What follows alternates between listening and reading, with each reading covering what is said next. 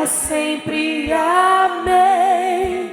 Teu é o reino, teu o poder e tua é a glória para sempre. Amém.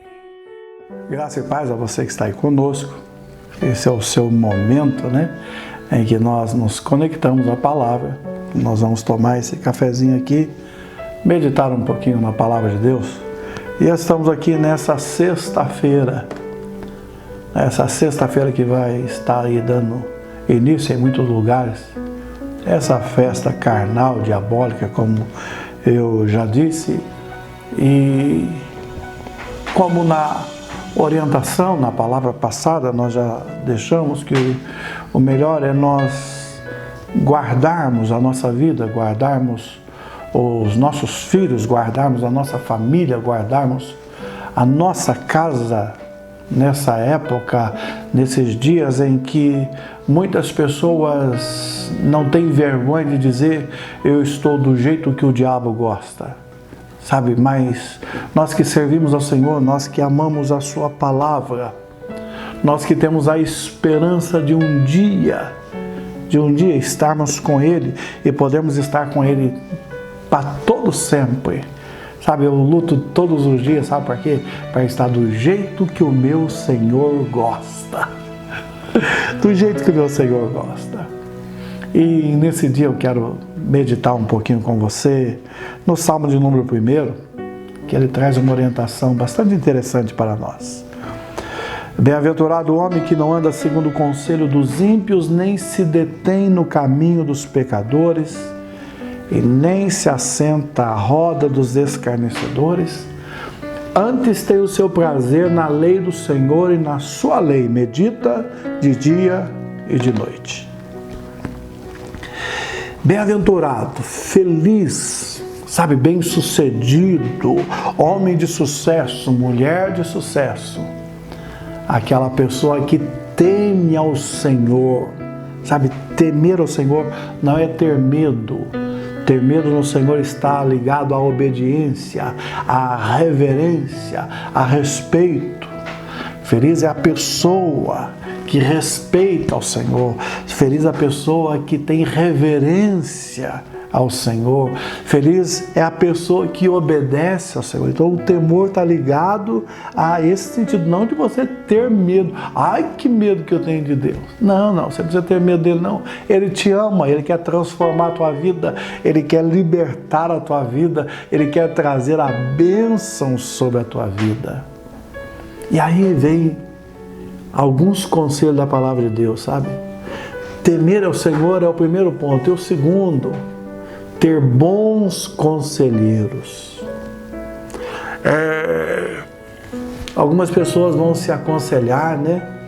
E às vezes eles têm medo de trazer esse assunto ao pastor, e aí eles vão levar, né, ali para os universitários, né, e pergunta para um e para outro, e alguns vão estar perguntando, né, ô irmão, o que você acha? Será que é tão ruim assim? Será que é tão pecado assim eu levar meu filho numa matinê? Você vai andar em conselho de ímpio? Você vai andar em conselho de quem não teme ao Senhor? Você vai andar em conselho de quem não respeita o Senhor? Olha, se uma pessoa disser, pode ir, não tem nada a ver, é uma festinha inocente, fuja, é ímpio, não teve encontro com o Senhor ainda, não se rendeu ao Senhor ainda. Antes tem o teu prazer, sabe, baseie as suas decisões na obediência à palavra de Deus. Sabe, toma por base, não, eu tenho uma questão a resolver, deixa eu ver o que a Bíblia diz a respeito disso. Porque quando eu ando no temor do Senhor, quando eu não ando segundo o conselho de ímpios, quando eu não me assento à roda dos escarnecedores. Sabe o que está ligado a esses escarnecedores aqui? Aqueles que zombam de Deus. E eu não conheço uma outra festa onde Deus seja tão zombado como é nessa festa do carnaval, sabe? Quantos aí que nos seus desfiles, quando eles colocam Jesus ali, teve um desfile há uns anos atrás aí, que Jesus estava sendo puxado por uma corrente lá, pelo próprio Satanás, como se ele estivesse sendo humilhado. Uma pessoa dessa não conhece a Deus, não conhece Deus. Quando Jesus entra na cidade de Gadar, ele nem chegou a entrar na cidade, quando ele chega na praia, ele nem chegou lá na cidade, legiões, mais de 6.000 demônios, que estavam habitando, sabe, aquelas pessoas possessas que estavam ali naquela beira, 2 homens endemoniados. Em uma circunstância é tratado mais a questão de um, e no outro fala que não era apenas um, que tinha 2. Um foi tratado diretamente, mas na realidade tinha 2 endemoniados ali, mais de 6.000 demônios. E o que eles fazem? Eles chegam, se ajoelham diante de Jesus, põem a cara em terra e diz: que viestes fazer aqui, Filho do Altíssimo? Viestes nos julgar? Viestes nos atormentar antes do tempo? Eles sabem o destino deles, eles sabem na mão de quem está a autoridade, eles sabem quem é o Senhor, conhece muito bem que todo o poder foi entregue nos céus e na terra, nas mãos do Senhor Jesus. É Ele que governa, as rédeas da história estão na mão dEle, na mão de mais ninguém. Mas nessa festa muitos vão querer zombar do Senhor Jesus. Quantos vão querer?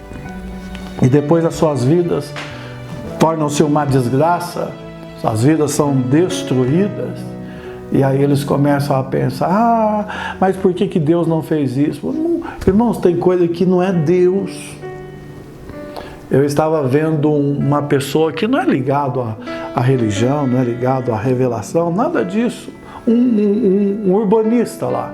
Um urbanista falando sobre as enchentes em São Paulo, as enchentes em Minas Gerais, as enchentes em Rio de Janeiro. Esses 3 estados têm sido atingidos por muita chuva. E de repente ele falando, ele falou assim: olha, impermeabilizou o solo, aonde chovia e tinha aquele solo para captar água, para sugar água, foi tudo impermeabilizado. Agora a água está correndo por cima desse lugar que foi impermeabilizado. É isso que está trazendo essas desordens. Não é Deus que está causando desordem, foi o que o homem fez.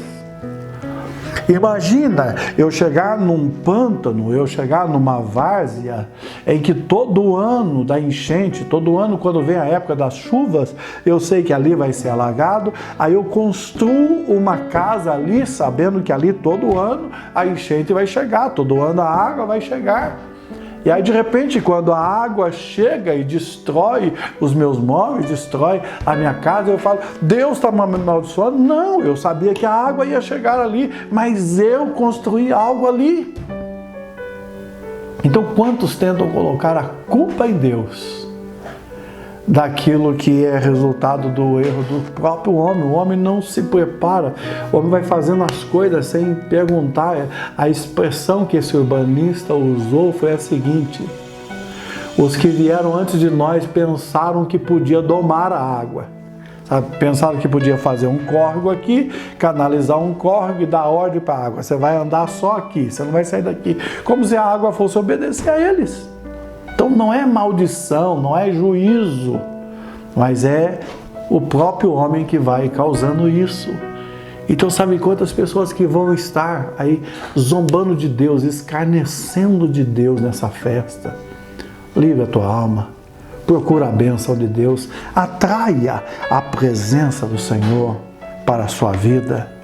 A Bíblia coloca aqui no versículo 2, sabe, que o homem que teme ao Senhor, ele vai fugir dessas coisas e ele vai meditar na palavra. Ele vai querer saber o que Deus diz a respeito dessas festas, a respeito desses eventos aí, e vai tomar essa decisão de obedecer ao Senhor, de respeitar, de reverenciar o Senhor. E assim como andar aconselhado por ímpios, por escarnecedores, por aqueles que zombam de Deus, trazem maldição, a obediência traz bênção. Olha o que diz a continuação desse texto. Aquele que teme ao Senhor, sabe, ele vai ser como uma árvore plantada junto a ribeiros de água, a qual dá o seu fruto na estação própria, suas folhas não caem, e tudo quanto ele faz prospera. A pessoa vai ser bem sucedida, a pessoa vai ser uma pessoa de sucesso aqui nessa terra. A pessoa vai ser uma pessoa abençoada, vai ser uma pessoa feliz. Às vezes você olha assim um lugar seco, você está andando assim numa montanha, e quando você olha aquelas planícies, você vê assim meio seco, naquele tempo que fica bastante tempo sem chuva, e de repente você vê um cordão de árvores verdinho. Pode ter saber que no meio ali passa um ribeiro de água. E Deus está falando que aquele que teme a Ele vai ser assim. Ainda que a sequidão, a desordem, sabe, a prostituição, o pecado, a mentira vai estar imperando em volta dele. Ele vai ser aquele cordão verde, aquele cordão de temor ao Senhor. Não são assim os ímpios, mas são como a moinha que o vento espalha. Por isso, os ímpios não subsistirão no juízo, nem os pecadores na congregação do justo, porque o Senhor conhece o caminho do justo, porém o caminho dos ímpios perecerá. A nossa vida, sabe, é o resultado das decisões que nós tomamos. Lá em Deuteronômios, Moisés, quando ele está discursando diante do povo, ele fala assim, olha, ele vai falando sobre a lei do Senhor, sobre o desejo do Senhor de abençoar, de guardar o povo. E aí por final ele diz assim, eis que ponho diante de vocês dois caminhos, o caminho da vida e o caminho da morte. O caminho da vida é o caminho do temor a Deus, é o caminho de andar completamente entregue ao Senhor. E o caminho da morte. E após expor a palavra de Deus, após expor a vontade de Deus, aí ele dá um conselho do coração dele, ele fala, olha, escolhe o caminho da vida para que vivas. Eu posso ser uma pessoa abençoada ou eu posso ser uma pessoa amaldiçoada. Aqui está colocando, sabe? Qual o caminho que eu vou querer trilhar? Eu vou querer trilhar o caminho do ímpio ou eu vou querer trilhar o caminho daquele que teme ao Senhor? Não adianta você desejar a bênção de Deus, não adianta você desejar ser uma pessoa bem-aventurada no Senhor, se você não quer seguir os mandamentos, se você não quer andar segundo a palavra dele. Isso é uma utopia, sabe? Isso não existe. Mas que o Senhor esteja quebrantando os nossos corações.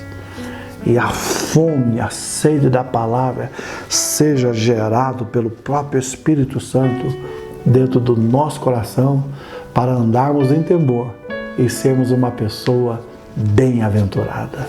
Deus te abençoe poderosamente em Cristo Jesus.